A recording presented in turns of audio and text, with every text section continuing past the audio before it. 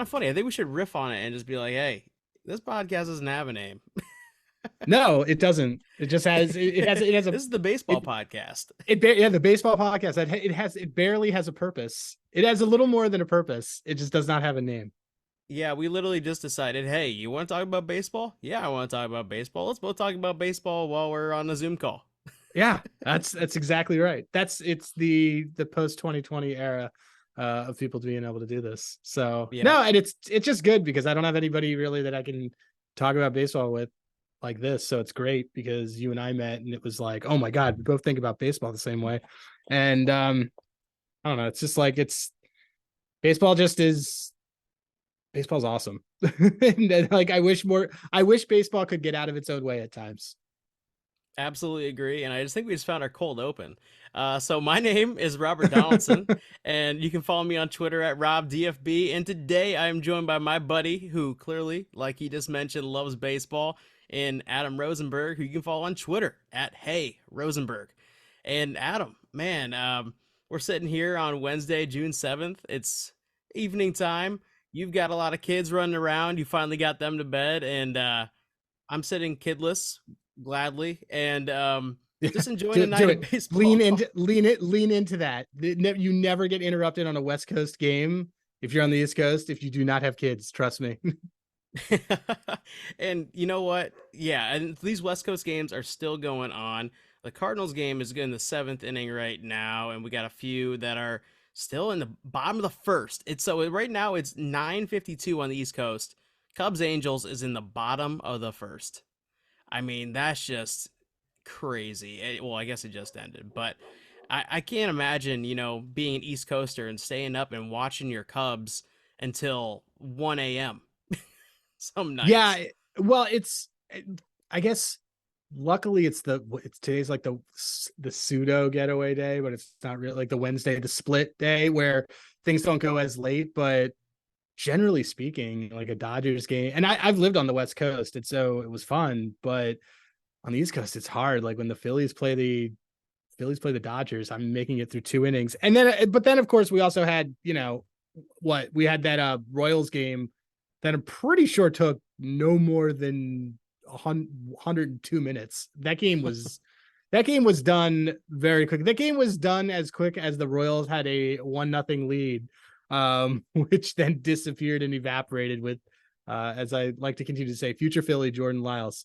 But yeah, that game was flying. A lot of the games are flying. Like some of the games fly, and then some of the games are just. I mean, that Reds and Dodgers game was stuck in the fourth and fifth inning for an hour and a half. Yeah, and what I've started to notice is you're no longer seeing like the low scoring pitching duels take forever, right? Those are the fastest games now because the pitch clock is hurrying them up. There's no offense, there's no base runners, there's no reviews really. Yeah. And so those games that are low scoring are over in a blink, and now it's the games with a bunch of offense that are taking forever, and that's kind of I think what the MLB wants to sit in that pocket of if it's going to be a long game, at least you can enjoy some runs and some home runs, and you're not really annoyed by the 104-hour long game. Yeah, it's you're not you're watching someone paint versus watching paint dry. Like is Yeah, sort of the way to do it, because the beauty of a pit, I mean, I don't know. Have you ever seen a no-hitter live? I haven't. No. It's the most boring thing in the world. It's literally the most I've seen multiple no-hitters live, and a perfect game. And it was the most boring thing. It's the most boring thing in the world because like you could obviously listen to, like, my dad used to bring his headphones and he would listen to the call, but generally I go and I'm with somebody and I'm talking to them or whatever. But you don't have the story that's going on from the broadcaster. So you really have it generally takes you till like the fourth inning to realize, oh wait, like he hasn't given up a hit yet. And it's incredibly boring because generally speaking, there's an inning where something happened, and then around the seventh inning, people start to realize it, and it's really like it picks up in being interesting in that it's like the fourth quarter of the game it gets interesting, but going to it live is unbelievably boring. And so that's kind of one of the things that I think the pitch clock has kind of helped, is that the beauty, as you said, of a pitcher's duel is that you don't have to watch the pitcher's duel for 6 hours. And you kind of can get to see things happen, and you get to see a guy do what he's doing best in an efficient way that kind of takes you from A to B. And it is something that I do like about the pitch clock in that sense. I think it rewards good pitching in the right way from a fan experience. What you kind of said of a no hitter and being there in person and watching it and not really being intrigued until like the seventh, eighth, and ninth inning. I can relate to that. You want to know how I can relate to that? I went to Iowa, University of Iowa, and I watched their football team perform. Yeah. And the only time you can really enjoy it is when finally it's 6-0 in the fourth quarter, and this game is about to come to a conclusion. And hopefully, Iowa's going to win that game, and usually do when it's single digits. Yeah. So Yep. I definitely get where you come from. But hold on, we got to back up. Did you say you've been to 2 no hitters and 1 perfect game? Yeah, I've been to so technically 3 no hitters. I was at the Matt Cain perfect game in San Francisco. I was at the Roy Halladay no hitter in the playoffs, and then I was at a Kevin Millwood no hitter in in 2003 for the Phillies. So I've seen a couple Phillies no hitters. The Matt Cain one was really cool in San Francisco. So I, I'm a Phillies fan. I grew up in Philadelphia, and I moved to San Francisco.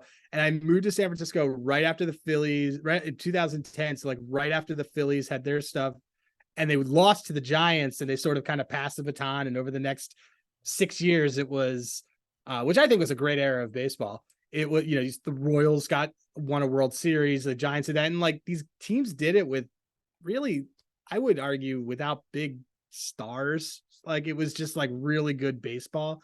And anyway, yeah, I got there, and it was I want to say 2012 or 2013, but yeah, Matt Cain. We like went to a game on like a Wednesday. I'm like, oh, you want to go to the game? And we did. And Matt Cain threw a perfect game. Oh So my it was gosh. just out of nowhere. Yeah, it was great. That was also interesting because like I think it matters if you see the scoreboard, because then you sort of know, because it's something for your eye to track. You're like, oh wow, he has nothing. And I mean, it was perfect game is also different because a perfect game is like, it's not even you walked a guy or do it, like nothing, like it is moving. It's like, because the guy is just on and locked in. So yeah, I don't know what Um, the odds are. At some point I got to calculate that, but I've been to 3. uh I've seen 3 live. Speaking of which, I don't want to jinx it, but have you looking at this Rockies Giants box score? No, I have the Angels Cubs game It on. it's top of the sixth inning, and Connor Siebold has not allowed a hit. All right. Not what you Very expect with topical. it. The total was 11 for this game. That is not what I expected. Not at all. So And not to mention the Giants were minus 250 favorites coming into that's this game right. with Logan Webb on the bump. And he got rocked and is out of the game already. And Wow. so that just kind of speaking to what's going on today, because we're speaking on a day where the 14-50 Oakland Athletics decided they wanted to lay the hammer down on the Pirates for not only just today, but 2 consecutive days where they're averaging 10 runs over 2 games. I think this is this is coming on the heels of the Pirates sweeping the Cardinals. Yeah. Which I Mm, don't know what that's like, so I mean, that the big talk that I've heard a lot of, because the Pirates are a half a game out in that division. Is that division Is that division a horrible. weak division? Yeah, well, so that's my Yeah. question. Is that division a weak division, or are people still figuring it out only barely a quarter of the way through the season? No, it's a bad division. I mean, these teams can't score. It's definitely wide open. There's a major deficiency on each team, that you can poke a hole in. And it's not just like one team has average pitching and then a good lineup. No, you either have one or the other. And right now, it kind of brings us into the topic of discussion for the past 2 days, and that's Elly De La Cruz. And yeah, he's fun to talk about. Clearly, I mean, this guy is launching rockets into the sky and running the base like a gazelle. He's one of these darlings that Statcast is gonna love, and he's performing not only with walks, not only getting on base, not only hitting rockets, hitting home runs, but the Reds have won 2 games in 2 days against the Los Angeles Dodgers in a wide open NL Central. And when you look at this lineup, the whole talk about the Reds all season long, what has it been? That They're a young team. Every single player on this team feels like they've been in the league for maybe 2 years max, or played 2 full seasons. And now all of a sudden, this team has won 3 straight games. They have a lineup that can contend. And I think a lot of people coming into the season would have said that the starting pitching rotation, and the guys that they have in the minors were their strength. So tell me, when you look at this lineup, what are you seeing? Is this a lineup that you think maybe could be like the Baltimore Orioles of last year and just kind of produce enough runs to stay relevant with just adequate enough pitching? So I was pulling up their roster to kind of get a sense of how Yeah. many guys on their team were rookies. Because McLean is, Hmm. um, Dela Cruz is, and who they have a couple other ones I think too. McLean. Yeah, McLean is, and but I thought they had another couple others. I mean, everyone's really young on that team. The one thing it's does this ends up fracturing voting and stuff like that. It's a fun team, and we've come a long way since it was, you know 3 years ago. It was Jonathan India, and okay, well let's get some guys so we can try to like right the ship overall. And I didn't understand really what they were doing last year when they got rid of Drury, who I thought was like good. I thought that was like a solid guy to just kind of keep moving around with. And I just thought it was just really interesting that they got rid of him. But this Reds team, I think the best part about them is that they kind of know where they're supposed to stand. So, and like you said, they have like three baby aces that are waiting in the wings, that are, obviously my favorite, Nick Lodolo, is hurt. Hmm. But I think this team is the Orioles have always been a year away from being a year away. I think this team's a year away. I think next year is really like not making joking futures on the Reds. Like Hunter Green, after he was it his ankle or his knee, he hurt something, or maybe his hamstring, and he missed a couple starts, and he came back and he started using his changeup way more than he was before, which was always his biggest problem. That guy throws incredible heat, but he's afraid to throw his off-speed stuff. So he was throwing up these like Levon Hernandez lines of 6 innings, 6 runs, 4 walks, 14 Ks. And you can't, it's not sustainable. I have found that he seems to have a lot more control since he came back. And I just think that next year, this team is going to be one to watch, especially if like De La Cruz is exactly how he looks in this first week. Yeah, and what I will say too, when you kind of look down their lineup, this is probably the most impressive thing from just a general manager standpoint and a roster building standpoint. But if you go back to the COVID shortened 2020, right, they had Jesse Winker, Nick Castellanos, Nick Senzel, Mike Moustakas, Joey Votto, Tucker Barnhart, Eugenio Suarez. None of these dudes are in there. Not a single guy from their opening day starting lineup is on this roster right now, this 25-man roster, other than Joey Votto, who's obviously rehabbing a bit. And when you look at the pitcher rotation, it speaks the exact same. And obviously, you go back, they had Yasiel Puig the previous year, they had Yeah. Brandon Drury last year. They've had guys who have just come and gone, and these prospects that they kind of dealt for these 1 year rentals that they bought at the beginning of the season and traded the deadline are finally starting to yield some really impressive results. And I don't know, man. I'm looking at the Cardinals right now, and I'm just seeing an absolute mess, an absolute dumpster fire. Their pitching is bad 1 game. Their hitting can't score runs more than 3 runs per game, it feels like half the Yeah. time, especially over the last 20. And then you look at the Brewers, who are spearheading this division. That roster to me just doesn't feel that impressive. And their starting rotation hasn't been that impressive, and their bullpen hasn't been that impressive.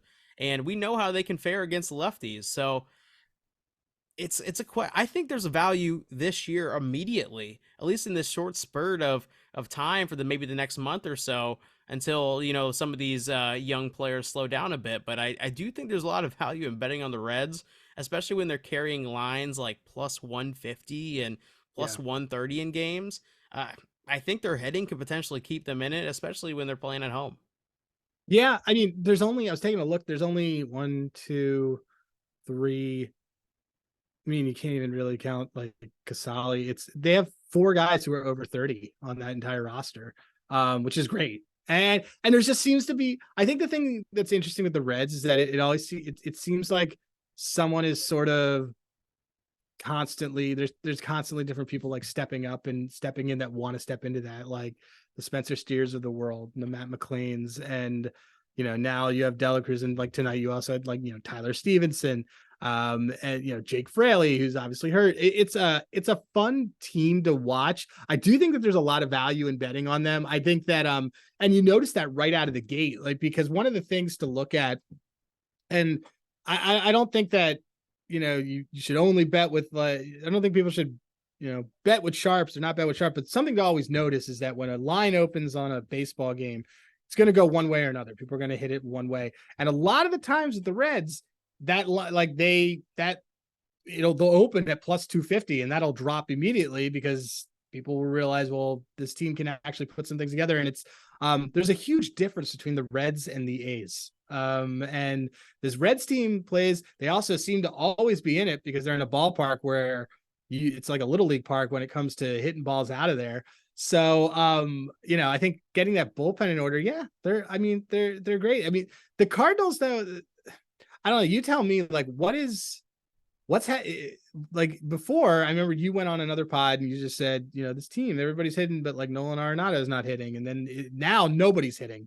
And, suddenly you're getting great starts out of Miles, and they're either being wasted or it's just, you got to hold your breath and it's a 1-0 game. Like, what's going on with your guys in that division overall? Like, is it fixable? Yeah, well, let's talk about the Cardinals. Okay, Yeah. so this team, man, is driving me nuts. And the biggest reason is still the same reason that it was before their little hot stretch where they gained ground and made it within 5 games in the NL Central. And that is, they just can't produce consistent offense. And when you look deeper at the numbers, the guys who were carrying them during that stretch when they were starting to come back up, you look at Nolan Arenado, you look at Paul DeYoung, you look at Nolan Gorman, Paul Goldschmidt, Wilson Contreras was starting to hit well at that point. Now you look at the guys who are actually producing well, both statistically and materializing actual RBIs, hits, runs, extra base hits, and you look at the guys who were performing during that stretch, and everybody has fallen off except for maybe Nolan Gorman, and Paul Goldschmidt right now is the most unlucky hitter in baseball, where he is scorching balls at a ridiculously high rate. He's staying balls every single game, and he's going over.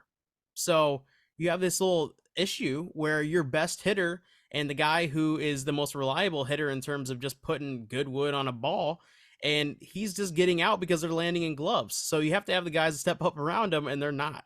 And ultimately, you can kind of point to, the 19 games and 19 days stretch. I mean, Ollie Marmol has been mentioning it nonstop in terms of just maybe fatigue playing a factor. But at a certain point, you got to look at the guys and just say, where's this production coming from? This lineup on paper is great, and individually they can perform well, but they're absolutely not.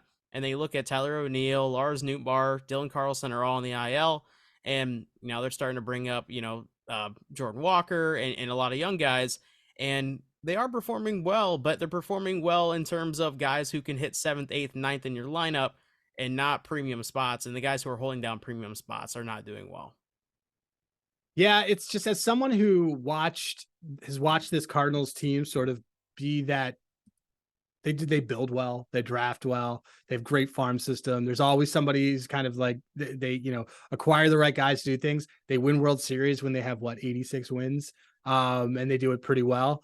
It's just shocking to me to see this team fall off the way that it is. And like, I mean, there's things that we saw a mile away. Like we saw Wayne, like we both love Adam Wainwright, but we saw this a mile away. Like, I mean, he's older. Like, he pulled his hammy in Team USA, and I'm like, well, that's what happens when you're approaching 40.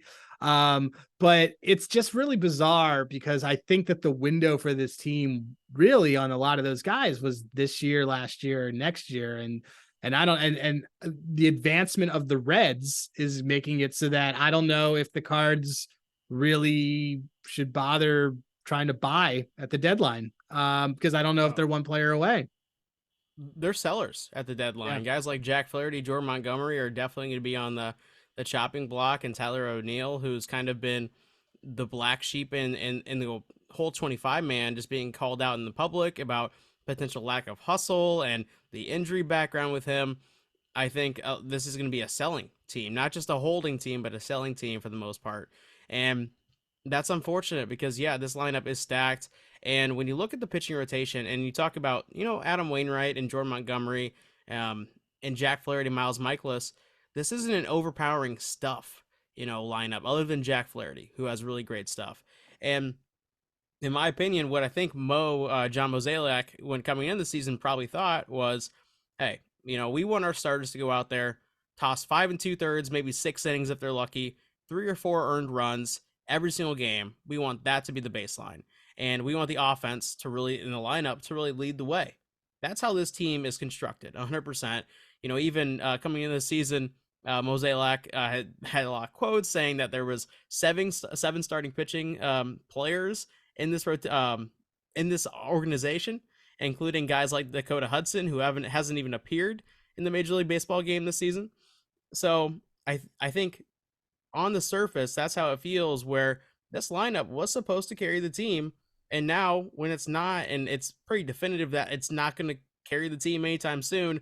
Now they're trying to get more out of their starting pitching than they actually can, and that's because they sat on their hands all offseason and didn't go after guys who could maybe, be a high-end starter in this rotation. Yeah, but the Cards have never really been a sell everything kind of team. I mean, like, I think the biggest thing that they wanted to do in that offseason was, I mean, Molina was leaving.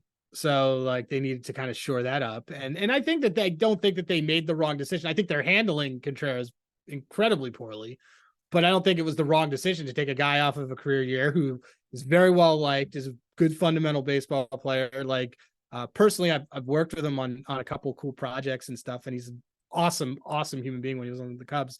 But that seemed to be it. And then they were like, all right, cool. Like, we're going to get by with what we got. And this is going to be, because we do every year and it always works out for us. And, and then it's out of the gate. The Pirates are like, oh, we're actually the best team in the division out of the gate. And, the Brewers doing the regular Brewers thing. And it's now at the point where, especially with less divisional games than you have in previous years, that the Cards really have to figure out what they're going to do right now. Like, I haven't checked the score on this game, but I also haven't gotten many updates on it. So I'm assuming, without looking at it, what is it?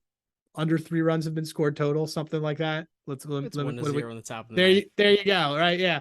I haven't looked at, but I haven't gotten a single update on that game, and so I can only imagine that it is another typical. You know what they feel like? They feel like the Marlins last year, but not. But they are way more talented than that Marlins team was last year, and they should be. Infinitely. Yeah, infinitely more talented, and yeah, it's just been an absolute train wreck for them this season, and it really comes down to the offense. This offense steers the ship, and right now it's playing like shit. So yeah, there's nothing really more you can say about the Cardinals. I think that's you can go deep into analytics and you can find the exact same results to just frame it a different way, and that could be fun for a different podcast. But as a Cardinals fan, I'm sick of them right now. They're annoying. They're 12 games under 500. They're not in the mix. They need to make moves to get in the mix, but they're so far out of it at this point that it just feels like a lost cause to even presume that they're going to do so. And yeah, I do not. They're not on my good side at the moment. But another team that is kind of going through it a little bit here, and it can be pointed to maybe in several different directions, but the New York Mets, and they've kind of been going through it all season long.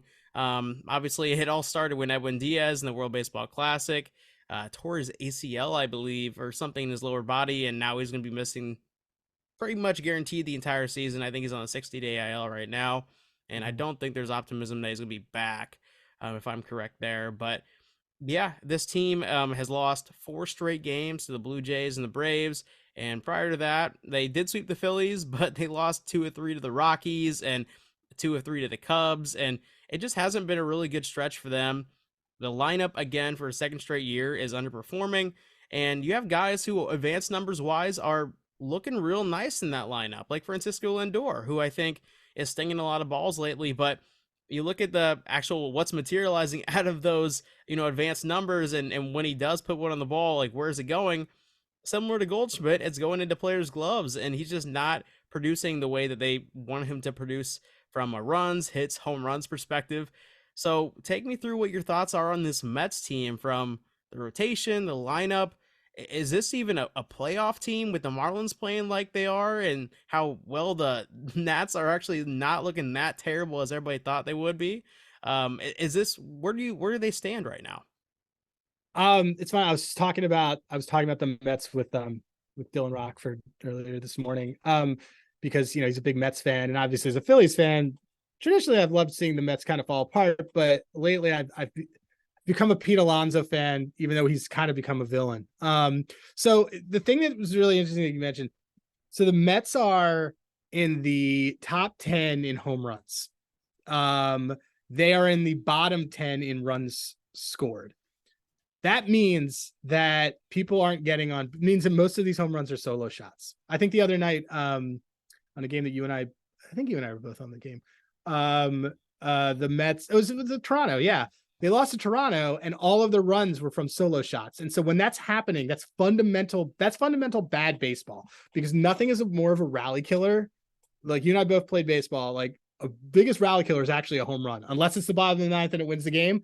The more you have people on base, the more you are a threat, the more you are consistently creating runs and creating opportunities. Like it is one of the fundamentals of Moneyball that is actually makes sense and is true. And what's happening with this Mets team, like I never was behind them on their pitching stuff. I never thought that like relying on Max Scherzer was going to work. I never thought that relying on Justin Verlander was going to work. But the team was rolling last year until Sterling Marte got hurt, and then they really couldn't figure out what to do with that lineup in September. And it was just sort of, it cascaded in terms of the pitching protection that he offered everybody else. Like, because Alonso was, I believe at that point, was no longer than third or fourth for MVP, right? Going into September, because he went on his heater and Austin Riley was going on his heater, and it was them and Goldschmidt. And I thought it was going to be, I thought Polaroid was going to do it. And then as soon as Marte got hurt, that lineup changed because they couldn't figure out how to do what they wanted to do in the top four, and they stopped scoring runs and they gave away the division and everything fell apart. And that's continued this year. The Diaz injury stinks, but if you're not getting people on base to be in the lead of games, like it doesn't really matter. So, and there are so few elite closers in MLB now that it's great. It's a luxury that they have that a lot of folks don't have, but this team is just not doing the fundamentals, which is really interesting because they have the manager who is the only thing he probably does well is fundamentals. And I'm not a Buck guy, so but like I know that if I want a team that is going to bring back a suicide squeeze, I'm going to have Buck there. It's going to be great. So, but I don't know what it is because you mentioned it, like you and I were both on Lindor the other day to home run. Like I've been betting Lindor almost every day because he's, he was like, he went there on like an 0 for 21 stretch, but when he's hitting it, he's nailing it. And then he finally did. He aired one. But the team, if you look at other guys, they look disenchanted. And Alonso hit a home run the other night. He got a bone bruise or something tonight. I think he's fine though, they said. But he had a home run the other night and he just looks disenchanted. And it's sort of, this is like you got to get yourself in gear because forget the division at this point. I still think that they can make the playoffs. I still think they're like a top 7 team. Like you only got to be top 7 in that league to do that. And enough teams are going to sell that they should be able to get in there. But, the only guy who I'm really seeing who's kind of doing things night after night was Beatty and maybe Alvarez at times. Of course, these younger guys are kind of coming in and doing it. And like, I don't see, besides that throw he threw into left field, like Alvarez is like, he's like, yeah, I came up last year. I had a taste. I want to stay. And like Beatty's doing the exact same thing. And you're not seeing that though from a lot of those veterans. Yeah, and you know what's kind of interesting? Obviously, the Mets have 111 million in the luxury tax this year. Um, by far the most expensive roster in baseball. And you look at the guys that they have in their rotation that are supposed to be holding it down. You look at Kodai Senga, Max Scherzer, Justin Verlander. Those three alone should be enough to win you at least 2 ball games every 5 days.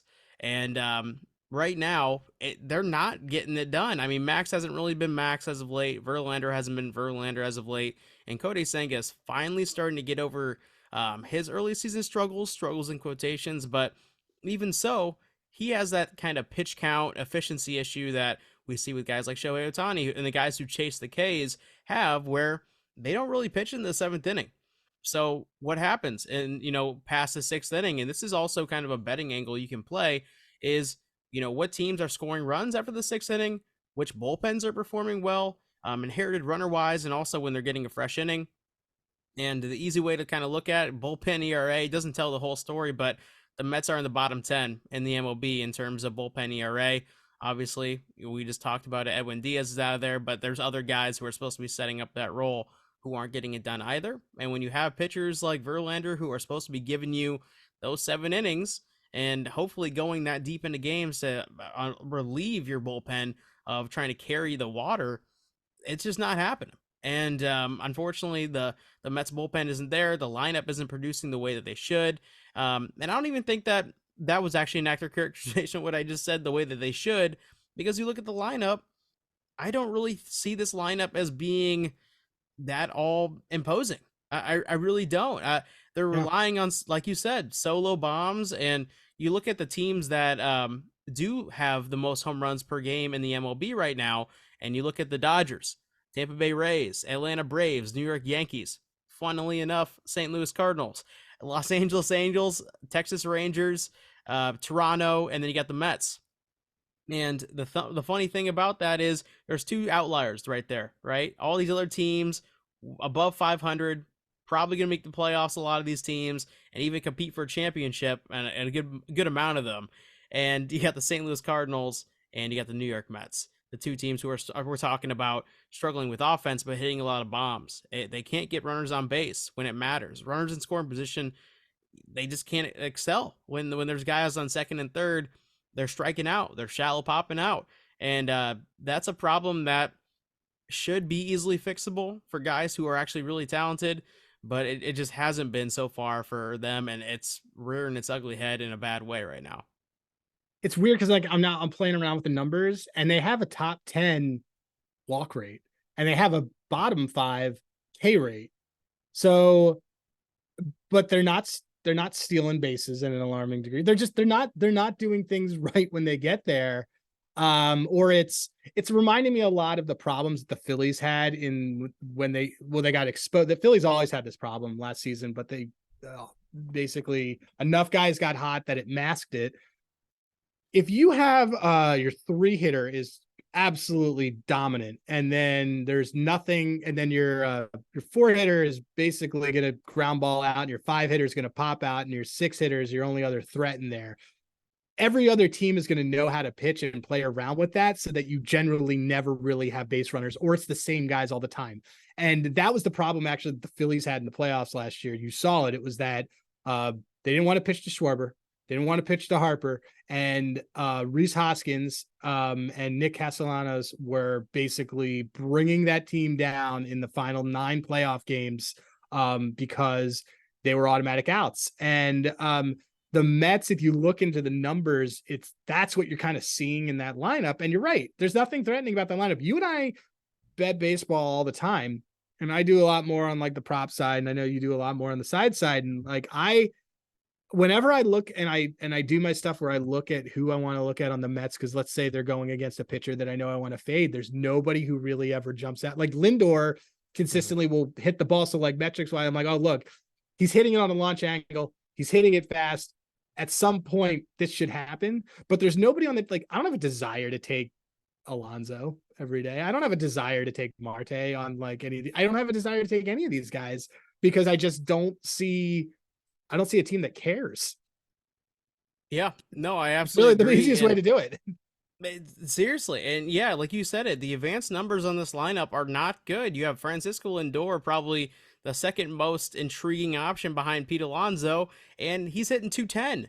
So when you're talking about actually materializing a bet and having those hard hit rates and hard hit percentages actually show up with an extra base hit to secure maybe a total base bet or a hit plus run plus RBI bet or a home run prop, this guy is only getting a hit 2 times in 10 games. That's really what it comes down to. The only viable option is betting Pete Alonso, and because he hits so many home runs, and because the betting books know that he's the best guy on this lineup, his line for home runs plus 190 half the time. Yeah. It's not a viable option. So this Mets team feels half the time non-bettable because one, their starting pitcher is going to be a big name. It's going to be Kodai Senga, Max Scherzer, or Justin Verlander. 3 of the 5 games that they play, and inherently they're going to be carrying an inflated line because of that, just because of Yep. that name on the bump. Despite what the performance actually is, everybody knows who those guys are. And then the lineup, let's just say Max Scherzer does go 7 innings pitched, 1 earned run, 10 Ks. It's a 1-0 ball game potentially Yeah. because the I Mets mean, can't score. yeah, it's I mean, even tonight, I think, are they still tied? Are they gonna lose that game to the Braves? Yeah, they did lose to the Braves. They lost 7-5 to the 7. Braves. Um, so yeah, like that's the kind of, but that's the kind of stuff that sort of is happening with that team. And look, I didn't even realize that they had played so badly that the Marlins had surpassed them already. I hadn't even looked. I Oh hadn't yeah. looked at the standings, because I don't really look at the standings until July. It's just but that's like, I mean, they're just kind of floundering there. So I don't know. There's nothing really that I like that gives me any value on them. There generally isn't a lot of value you can find on the Mets just because of, look, it's a team that's 110 million luxury tax. So like, it's a very public team. It's very hard to find an angle on betting, but occasionally I'm seeing a good price on an Alonso home run, but the reality is that he plays a lot more now. Like he now plays more like a classic power hitter versus a guy who used to work counts and used to walk and used to do things like that, and he just doesn't do it. And so there's no reason that I would ever really want to bet him. So I very much have enjoyed kind of fading the Mets. I mean, the Mets were extreme. Like people back the Mets against Toronto all weekend, and that wonderful angle that everyone loves, which is, oh, if a team loses two, they're not going to lose their third game on Sunday. That never happens. That's not true. Teams get swept all the time on Sundays, especially teams that aren't performing. So yeah, that's something. I mean, and this is probably a good pivot onto what's going on with the Blue Jays, because the Blue Jays have had a week. Yeah, and honestly, what I say we do, just because we have been going on for a little bit, Sure. let's kind of go with more of like a general approach and just kind of Okay. talk about teams that maybe are overachieving. Like throw out one that's overachieving, and let's talk about a team that's underachieving. And you just kind of talked about it, or like briefly mentioned it with the Marlins.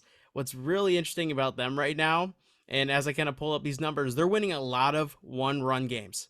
And obviously, they do have good pitching. Their bullpen's pitching pretty well, but they aren't scoring runs. I mean, they're 16-4 in one-run ball games. I mean, that is an absurd amount. And there are 7 games over 500 as well. So, and this was a team coming into the year where I was all over their future bets, potentially them making the playoffs. But I also was thinking that maybe their offense would be stepping up a little bit more than it has already, because they are falling in the same trap of the Cardinals and the Mets, where they're hitting a lot of solo bombs and they're hitting a lot of singles with guys on second and then not rallying for more runs in that inning. And that's becoming an issue. A little bit better over the last 2 days when they've been playing the Royals. But other than that, they've just been kind of a low scoring ball club, kind of like the Giants. But they've been sneaking out wins because their starting pitching can get it done and their bullpen has been pitching pretty well. So if there's a team that I'm at least a little bit wary about, it would definitely be the Miami Marlins. I know that there's a lot of teams out there that people can choose from because we're looking at a year where it feels a lot wide open in a lot of divisions. But in my opinion, I do think that's a team that, in the backstretch here, especially with this new scheduling in the MLB, we're going to see them sort of tailor off to maybe more like a 500 fringe wildcard team, more so than competing with the Braves. It's and this is good because like I like us being able to kind of shift these segments like this. The Marlins had the opposite problem last year, Yeah. because they were losing more one-run games, I think, than anyone else, because Sandy would come and it would be a 1-0 game until a 2-run homer was given up as soon as he left. Um, the thing that's fun about the Marlins is that um they have so they're almost like a poor man's Rays in their pitching rotation when you think, because they in theory have 8 guys if you get one healthy, which is exactly what you want for a team that's going to go to the playoffs. You're going to have like Sixto, you're going to have all these dudes that could come back later on. Like I'm a big Trevor Rogers guy. And because I'm just so that everybody always knows, I will always be a big left-handed pitcher guy. Like whether it was Cole Hamels, whether it was Steve Carlton, Nick Lodolo, like Trevor Rogers, I am very, very big into left-handers with nasty stuff. So, but the point of it is that that's a team where you could get guys back in August and September, while other teams, looking at the Braves, have guys that are and their arms are already starting to break down. We're seeing it, like Charlie Morton who was said he was going to retire 2 years ago, looks like a guy who probably should have retired a year ago. And those are the teams that can kind of make those moves. I don't think that the Marlins have enough to get over that hump. Like I just don't think that I don't think they're better than I don't think they're better than the bottom of the teams that made the playoffs last year. And it's difficult for me to see them. It's difficult for me to see them winning a 7-game series. It is very easy for me to seeing them win a 5-game series, which is extremely different, because in a 5-game series, you basically need to rely on your 2 top starters. So for them, it would probably be Sandy, and then maybe Luzardo, maybe Cabrera, probably. And that's fine, because that's a very different way to approach a series. But a 7-game series is very different because you're taxing your bullpen in a very different way. It's every other day generally for the game, and you have to go 3 pitchers deep. And generally that's where teams get exposed. I don't think that the Marlins yet have that consistency past second starter that they're able to do that, and more importantly, scoring the runs at that rate. It should change when Jazz gets back, because he's always that kind of guy. But I think you and I have talked about this. Jazz is also one of the most infuriating players to watch play, because it's almost like a real life Willie Mays Hayes. Like he could be great, and he genuinely just is thinking about other stuff. Mm-hmm. No, I'm right there with you on Jazz. Listen. I get the young player movement to have fun. That's why I love Fernando Tatis. I Yeah. love guys pimping hovers. I love seeing Ronald Acuna grittying down the third baseline after trotting a home run out. I love that stuff. That stuff is fun to me. But when you're hitting 212 and you ground out a soft ground ball to shortstop with a runner on first with 1 out, and you're jogging to first base and not beating out a double play, or if you're playing against an ace starter and you're just swinging at 3 pitches and Kang, that that the flashiness and pimping the home runs annoys me a bit. I think that's kind of where you have to earn it. You have to be a guy that because otherwise you just kind of look like the goofball out there. Like okay, your 1 hit and 10 at bats is a nice one. That's great, but it's a solo bomb. Try to win a game, then you trot it out. That's my opinion, but maybe that's just kind of me, I don't know, being grouchy or something, but that's kind of where I stand. You have the right level of being a purist. I mean, everyone loves a good bat flip. Look, there's teams that are all over the place. I mean, are you surprised by, or like, let's talk about, like, we're talking about teams that are overrated, underrated. I still, I've thought all year that the Mariners are pretty overrated. But I feel like people are still sleeping in ways on the Rangers, even though they're in first place in that division. I think Yep. that there's something also very special about that team. And you and I were texting about it the other day. There's something very special about that mix of players that they have on that team that were the right free agents they got, along with a lot of guys that came up through their system and are really good ball players. Like people can ship. I love Yoshi. I love, like, the AL is a fantastic place to be a rookie right now. There are a lot of really good young players. I cannot get enough of Josh Young. Like I think that dude is such a stud. And you could still get him at like 6-1 for rookie of the year, and I still think that I would still do it. I But would too. that team is very special, because it seems like, because especially at home, they're just smacking balls. They have I think that Seager has been a really good stabilization on the team, and he hadn't, and he was hurt obviously for a bit. Obviously, the DeGrom injury stinks. But the biggest flaw I've seen on that team is obviously their bullpen. But I still think people are still sleeping on them every night. The other night they were against the Cardinals, like the lines in that series were basically coin flip, and that team's much better than the Cardinals. I'm sorry, they just are. Yeah. It's a top hitting team in the league against a bottom hitting team in the league. On baseline alone, they're better than them. Yeah, and you look at the Rangers top to bottom, and even on their bench when they're starting, they have 11 guys who are stinging the ball on a relatively consistent basis. For the most part, it's every single day. Josh Young, his advanced numbers are even better than the numbers he's posting, and the numbers he's posting are incredible. Yeah, If you want my bet right now for AL Rookie of the Year, not even looking at the valuation standpoint, I think Josh Young is going to supplant Yoshida at some point I do too. I do because too. I think he's just stinging the ball at a ridiculous pace. I mean, Jason Hayward-esque with the Braves in his rookie year, things like Yeah, that just pop. Like this is going to be the next guy. And I wouldn't be surprised if he hits over 30 bombs this year, even more than that potentially. This guy is just so exciting, and the entire lineup for the Rangers is exciting. And what's funny is coming in the year, you would have thought maybe there would be kind of like a borderline wild card team relying on the Jacob DeGrom, Evaldi starts, and maybe Martin Perez. It's been this lineup just carrying the entire water for them.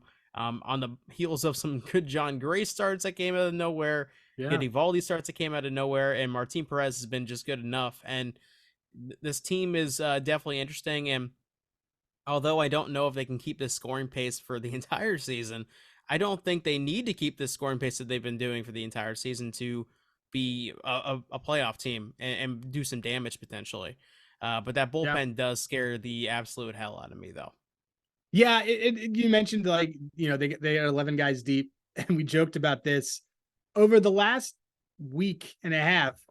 Remember Mitch Garver, because he's on the Rangers and he's mashing the ball, and he's their second best hitter over the last 3 weeks. But it's just like he's only a couple points behind. When you get into the advanced on this team, the so whenever I look at when I look at capping the night before, when I looked for player props, I do 5-game splits because, and something I learned from you is like, trying to find that sweet spot of when is a player getting about to get good or in the process of getting good. And a week was, I was trying to do a week, and a week was too long because you can actually go through a cycle of stinking and being good and stinking again in 7 games.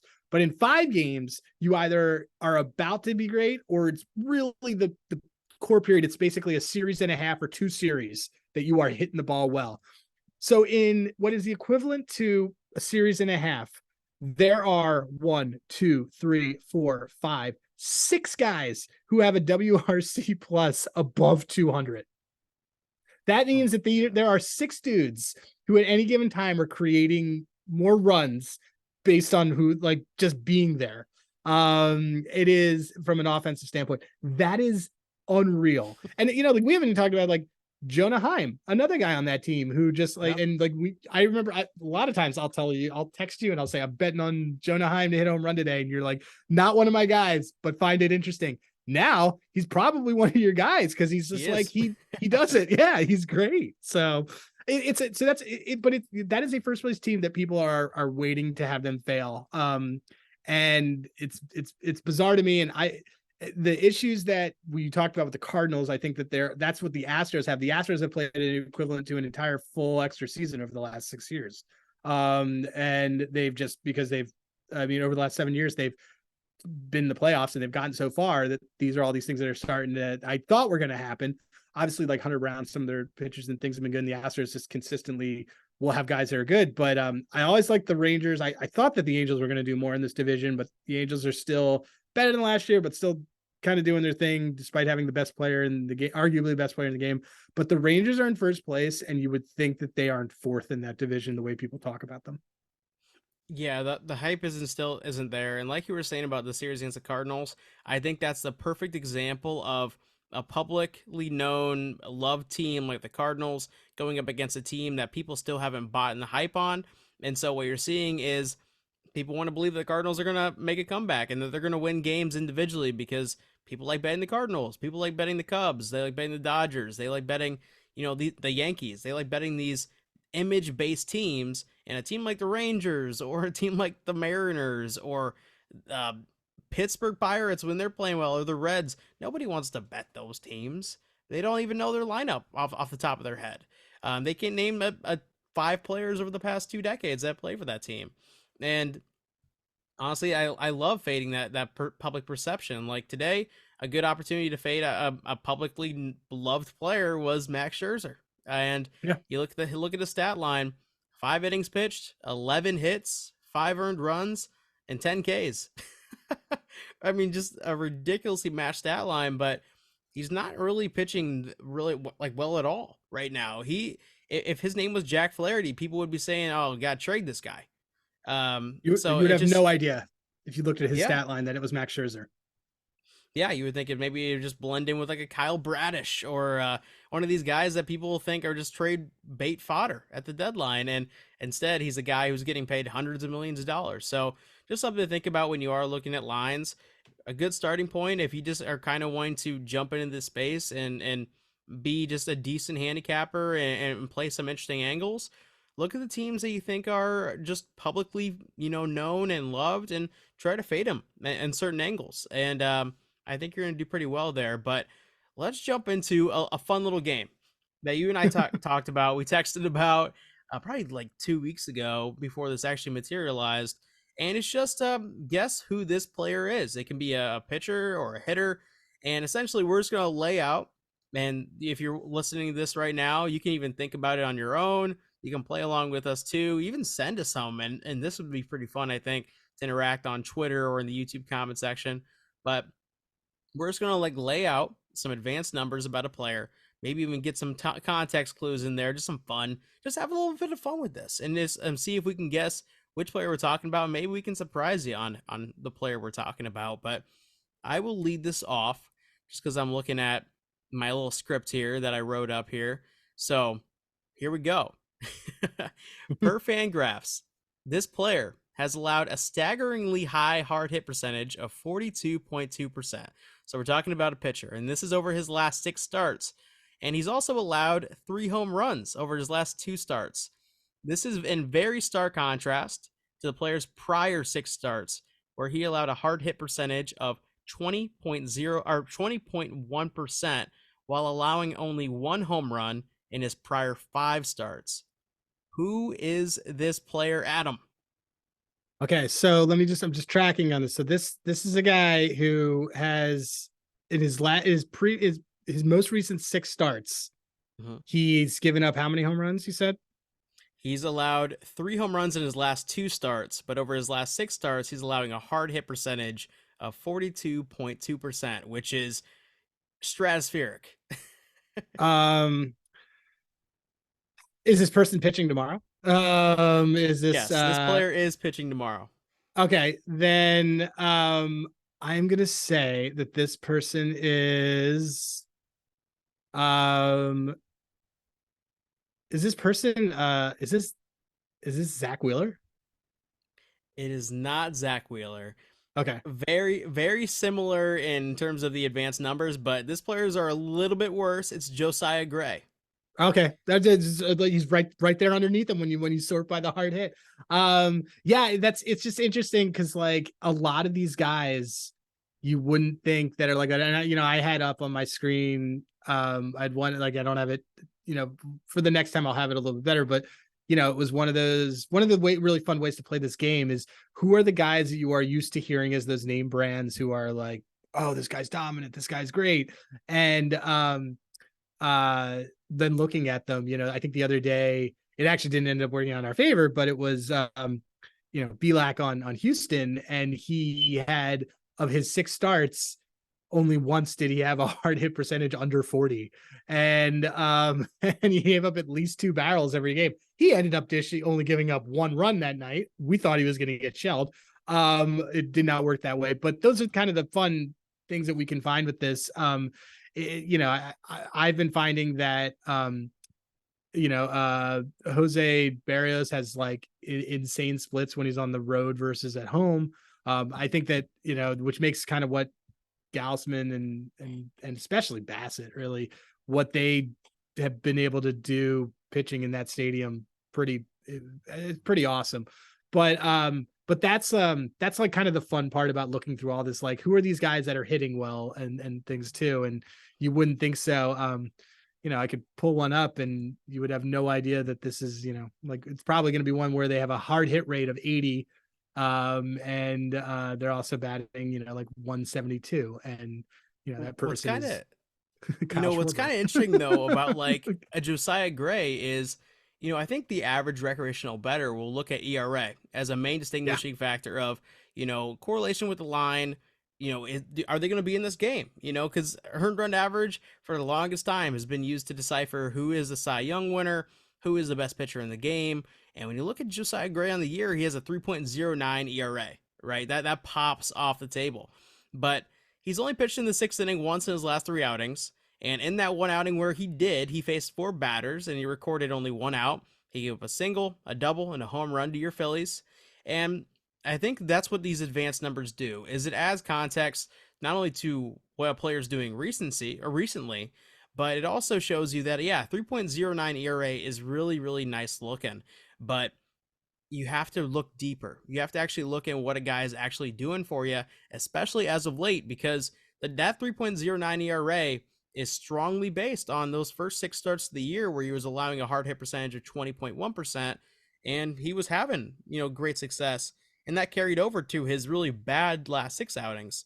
So make sure that you are looking at those sorts of things. And tomorrow, when you are looking at a team like Arizona Diamondbacks, who strike out the fourth least in the MLB, what does that tell you? A guy like Josiah Gray, who relies on those Ks in a lot of outings, isn't going to get them most likely, and balls are going to be in play. And what has happened in the last six outings when he's faced guys who are hitting the ball? They're getting hit hard. Just compound those sorts of things. Maybe play a Diamondbacks team total tomorrow. Maybe just fade Josiah Gray directly. Maybe even take the over if you don't like Merrill Kelly on the other side. So these are all things that play into angles, and this is why just kind of checking yourself and checking in on players that might be leading the league in certain categories might be definitely worth looking into deeper. And do you have a player for me tomorrow that you want me to take a Yeah, stab at here? actually, I will tell you one right now. Okay. Um, I gave up 7 home runs last year in all of my starts, and this year already I have given up 7 home runs. My advanced my hard hit rate over my last, let's see, wow, I have in my last 4 starts, I have had a hard hit rate below 41% once. I am, and I will like throw another hint. I am a darling of baseball Twitter, preseason everything. People love this guy. So Pretty who am sure I I? already know. Yeah, I'm pretty sure I already know. And is this player starting tomorrow? the player starting tomorrow. Yeah, I have the starting I tomorrow's list, and that's kind of a thing. So yeah, I'm going to go to that Mets Braves game, and I'm going to pick Spencer Strider. it is Spencer Strider. Which everybody has been that the big thing on Spencer Strider last year was he has 2 pitches, and people will eventually figure it out because again we talked about earlier about being able to throw off speed and do whatever. Spencer Strider has stopped throwing his third pitch considerably. He does his curve and he does his 4-seam, but he has really gone down in how much he's using his changeup. Spencer Strider is getting batted around and people don't even realize it. Or they might Yeah. realize it because it's been pretty obvious the last couple starts. But you and I were noticing it, like, and this is something that we just kind of always look for, is that if you are kind of giving up, there's a lot. People keep looking at ERA. Like, look at if batters are seeing the guy's ball well. That is what is Yes. most important, because that is, if there are no other fielders out there, there is no great defense to catch the ball. There's nothing like that. this guy's going to get batted around. And Spencer Strider is absolutely, Spencer Strider's on our fade list. He is. Yeah. He is very easy because he gives up a lot of hard contact and he doesn't have a deep enough pitching repertoire that he's not getting out of it. He is, however, striking out 12 guys a game, which is pretty impressive. But yeah, otherwise he is definitely like his over hits prop is, which is another one. Like, I don't really like betting K props as much just because I just don't think that there's a lot of value there. The lines are just so sharp at this point that last year was like last year the K prop kind of exploded. And this isn't a like fade public bets things. It's just more of, you get hooked way more than you realize. But hits, outs, walks, these are all really good untapped pitcher prop markets to go after. I think the other night we had a really good play with if you see a team where they are using their bullpen a ton one night and you get the perfect storm of one of their workhorses the next day, bet that guy's over outs. Gaussman over outs the other night was just a gimme after the Jays got batted around and used up their entire bullpen. These are things that are like really good angles because books don't really catch up and they're not paying attention as much to how many walks a guy is doing unless it becomes absolutely egregious. So that's just something we've kind of looked at. And the hitting prop, the hits over, I believe they're still just hanging a 5.5 on Spencer Strider every time, and he's given up 6, 7 every single time.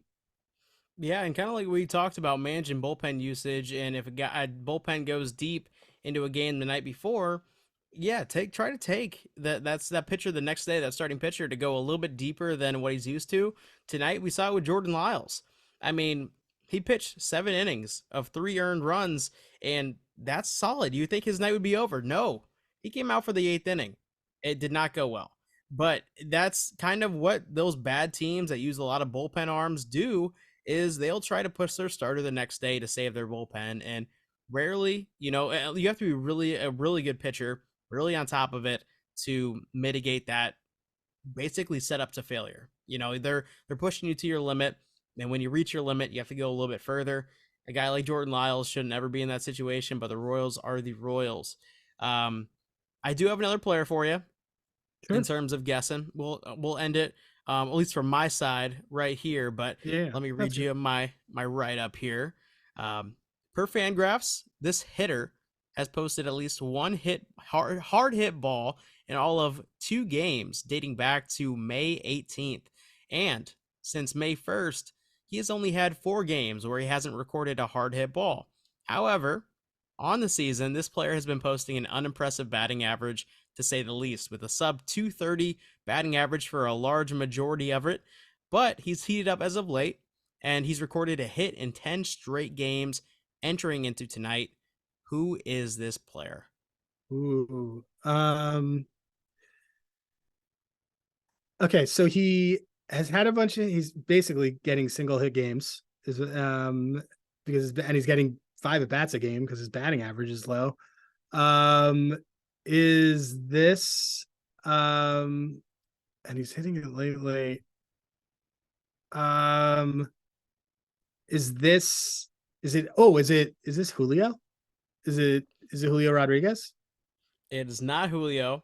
So Julio is a little bit hotter right now than this hitter, but this is Dalton Varsho for the Toronto Blue Jays, who is scorching hot right now, and the advanced numbers have been screaming his name all season long because he was posting a 208 batting average for a good majority of it, 208, 218, in between there. And what happened was he was hitting the ball hard 3 of the 4 times he would get out, and it just was going into a fielder's glove or just flying out on the warning track. Well, those hard hit percentages are starting to rear their head, and he's homered in 2 of the last 2 games. He's hit extra base hits in 4 of the last 7, and I don't know what he posted tonight, but I would not be surprised if he had another hit or if he did some more damage with the bat. This guy is scorching the ball right now. Yeah, I remember he started out bad, and I'm in a dynasty, AL only dynasty league, and I had identified him. He was the guy I wanted like ahead of time, and I didn't get him. And my friend said right around May, he's like, "Oh, you dodged a bullet with Dalton Varsho." I'm like, "Yeah, but I really want him." And yeah, Dalton Varsho has been has been cooking lately. As I'm looking at like folks on this list, there's some guys, you got to filter out like basically any Texas Ranger because they're always kind of hitting, but there's a lot of, we go back to people don't know about players on other teams. I think like Lane Thomas is one of the most quietly consistent hitting players in the league that nobody is paying attention to because he's on the Washington Nationals and they quote unquote stink. And no one can name a single player on that team. And that guy he's a doubles machine and he's just consistently going out there and he makes hard contact and he's great. Another guy on that team is, who will not hit a home run. I will warn everybody.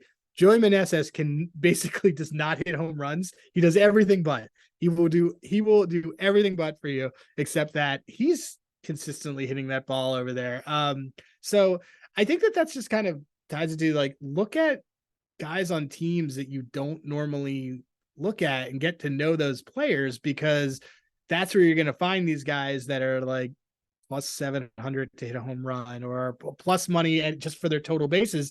And you'll be like, oh, well, this guy's had 2 hits for 5 straight games. It's things like that. Yeah, 100%.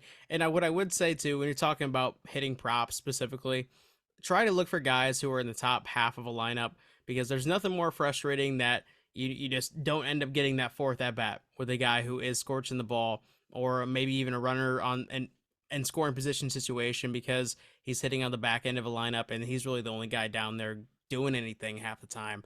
So that would be also something I would recommend there. But other than that, did you have another player for me to guess, or is that going to be the end of our game? That's right the there? end. That's the end. That's the end of this version of the game. It'll be in future segments. It'll be a little bit more. It might even be branded. We don't even know. It'll be a little bit Well, more prepped. It'll be nice. Well, let me just give you another short one real fast. Sure. Okay. It's going to be a fun one. This player, since entering the league, has a 100% hard hit percentage with a home run in one of 2 games and is a I freak know who this is. defensively. Who is this player? Is it Elly De La Cruz? Oh my gosh, it is. Yeah. I Wow. mean, back to the beginning. Like, what a home run that he hit. It was one of the best calls. Yeah, it's the advanced analytics and like I never really even capped baseball until this season. Really, I just kind of would look at I would approach it the same way I would hockey, where it's like, oh, there's line moves and there's this, and I know this team, and I would really bet a lot of Phillies poorly. And now I'm kind of looking at things and sort of identifying what I want to do next night. So, like, there are a lot of guys. There's some guys that I'm eyeing that are just people aren't paying attention to, and there's people that are tempting me that I'm not going to take. I see you, Nolan Gorman, and I'm not going for you. I'm not touching any Cardinals right now. You got to show me more. Unless But it's yeah, Goldschmidt, you should stay away from that lineup. Yeah. it's just there's too much. There's too much variance in that. And of course, if I bet Goldschmidt, he's going to go, 0 for 3 with a walk. So Yeah, I hear you, and that's also part of not having security in your lineup. A lot of guys get walked. So if you are looking at like one of these teams that's not producing runs, like the Mets or the Cardinals, and you want an angle on like a Pete Alonso or a Paul Goldschmidt, take a walk. It's not obviously the same valuation as a home run prop, but you're getting plus money most likely, and it's very likely with how the lineup's performing around them that pitchers on the mound, regardless whether it's a reliever or a starter, they might not want to go at the guy. So definitely an angle to look at there, in my opinion. But Adam, I do want to thank you a ton, and all of you guys who are tuning in for this. I really want to thank you guys a lot as well. And there's gonna be more of these. I wanted a platform like we talked about in the beginning in our little bit of a cold open. I don't know how well that's gonna translate from my we'll head to figure the it out. screen. We'll find out. But I wanted a platform to talk baseball. I got a good dude in front of me right here that I like talking baseball with. And I'm excited for the rest of the season and just continuing to dive deeper into the sport we love.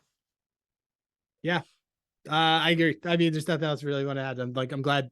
I love talking baseball with you, and this is great. So I appreciate that you took it seriously when I said, "Hey, we should do this," and you're like, "Yes, let's do Yes. this," and we got it together. So Cool, man. Well, all that being said, y'all, thank you. Drop a like, subscribe to the channel, and comment down below. And if you do want to follow us on Twitter, You can follow me at RobDFB, and you can follow Adam at Hey Rosenberg on Twitter. And I will plug those down below in the description box too if you just want to click a link.